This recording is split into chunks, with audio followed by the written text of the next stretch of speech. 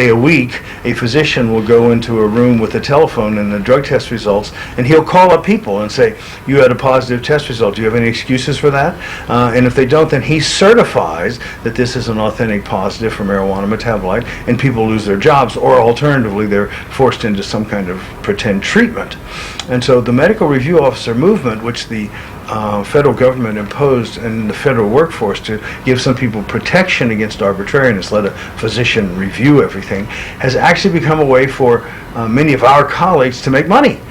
There are about 4,000 people in the group which came into being review officers from being occupational physicians, and then there are 3,000 to 4,000 who came into it from being addiction specialists.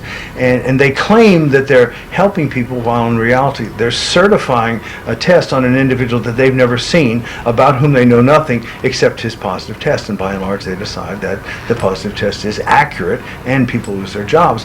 It seems to me that's an inappropriate thing for a physician to do. On the face of it, that's unethical. It smacks of Hitler's medical policies. That's right. The idea that a physician should serve the criminal justice system, or as indeed all my enemies would say, well, we're not serving the criminal justice system, but what they are is serving this fallacious attempt to sanitize the workplace and to fire people simply because they choose to use this illegal substance, which shouldn't be illegal.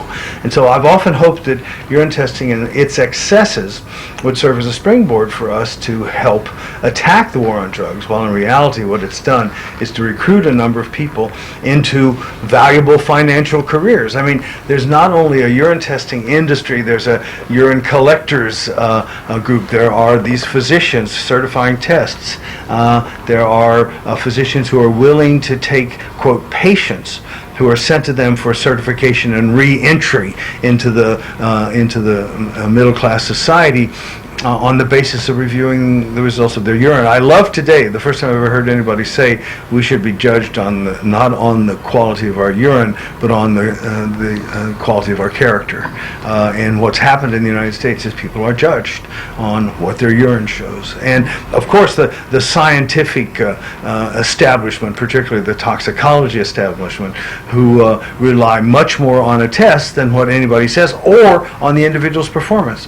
I've tried to help people who are being fired who have perfectly good or even superior work records, but they have to be fired because they've been shown to be a drug user. Boy, that's a sad state of... It's a sad state of affairs. In other words, as you maybe heard Kevin say today, the idea being that the government has such a special interest in stopping drug use among our children that it's okay to subvert the Constitution, to set aside the Fourth Amendment. And it seems to me that that's exactly wrong. And that we can justify anything on the grounds of protecting our children. And what we've done is to destroy the constitutional rights of a large number of Americans, and we haven't really helped anything, except of course we have helped the prison industry. What do you call this, a prison industrial the famous complex words of Eisenhower, who talked about the military-industrial complex when he left office. And so now we in fact have a prison, urine testing, drug abuse, military-industrial complex. And it seems like it's just getting worse. Yeah. In some areas there's hope. In some areas we've had some impact on people, and we've had some impact on what's happened, but our impact has been pretty minor. America's fear over drug users and the consequences of drug use and the recruiting of their children into a drug culture, those have been so overwhelming fears that we've been able, as always happens when we're really afraid of something or somebody, the idea of constitutional freedom, the idea of an America where people can fight to a ground of tolerance. Those have been set aside by the war on drugs, been harmed by the war on drugs. One thing, it seems to me, is what's your experience as a teacher in medical school? And I mean, I just want to get away from a second from all the obvious legal things going on. As a teacher of health and what it means to be healthy, what's your experience with medical students and other physicians? Well, those are two remarkably separate categories. Medical students are open, they are curious, they are very interested in learning what you have to say. If they trust you, then they'll listen carefully. And so I have a hope that I have, by and large, given proper values and proper credibility to the context of medicine. My job, like most of the technical training people, is in description fairly narrow. I teach medical students about the good and the bad things that drugs do, but I also have the opportunity to make them think in a social context. I mean, we know we can learn a whole lot about the pharmacology of opiates. We can learn a whole lot about the pathophysiology of pain, but when it comes to prescribing opiates for pain, it's social strictures that interfere often with our doing a good job. My students know quite well what's the proper dose of morphine or Demerol to treat serious pain. They know how to do it, but then when they go on the wards, they often discover that what they want to do is countermanded by a culture that says, oh, no, you can't prescribe too much of that stuff because you'll make people into addicts. And even though the proof that you'll make people into addicts is lacking, and in fact all the proof is on the other side. The adequate treatment of pain is not associated with people becoming drug seekers and losing their values. But the fear is so overwhelming, and the culture that comes with student physicians, even though they may set it aside for a while, it tends to come back when they're in training.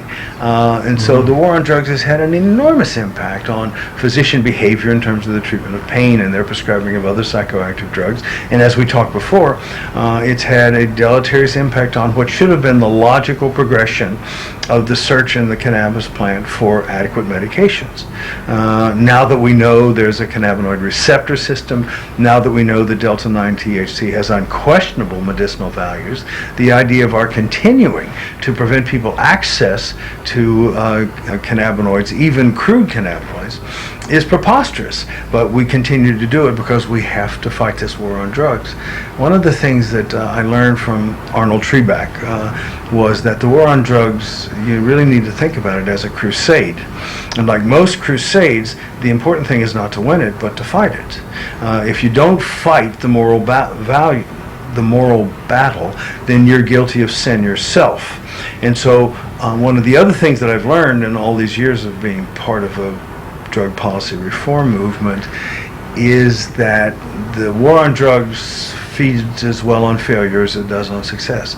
It doesn't matter to them that they've spent $1 billion and accomplished nothing except to harm people. They are still feeling justified because the opposition to drug use makes them feel good, makes them feel they're doing the right thing. And one of the things that we've done is to hammer at them about the failures of the drug war, while the reality is they don't care.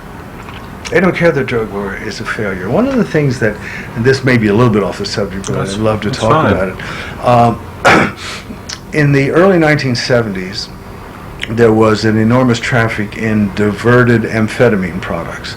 And that is, the drug industry was still making lots and lots of amphetamine products. It's quite clear that there was carelessness in their use, and probably half the amphetamine consumed in the United States was supplied by diversion from legitimate medicinal sources.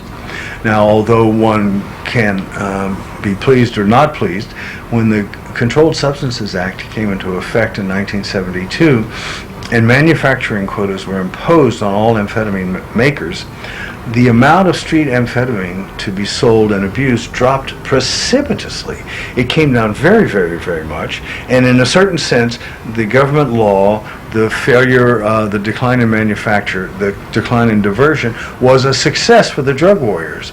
And I began talking about this, and I would go to meetings. I was, for a variety of strange reasons, I was frequently hired to speak to DEA and other police audiences in the early 70s, and actually in the early 80s, after this phenomenon had been well documented.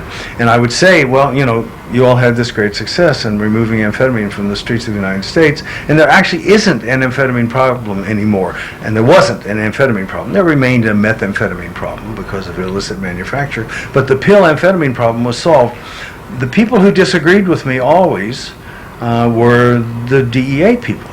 in other words, they were afraid to admit there had been a success, because what would happen then? There'd be less money, there'd be less support, there'd be less ability of them to terrify people, because they live on frightening people. So I learned an important lesson then. Success doesn't matter very much to the drug warrior. And even when he achieves success, he still needs more money. Of course, when he fails, he needs more money. The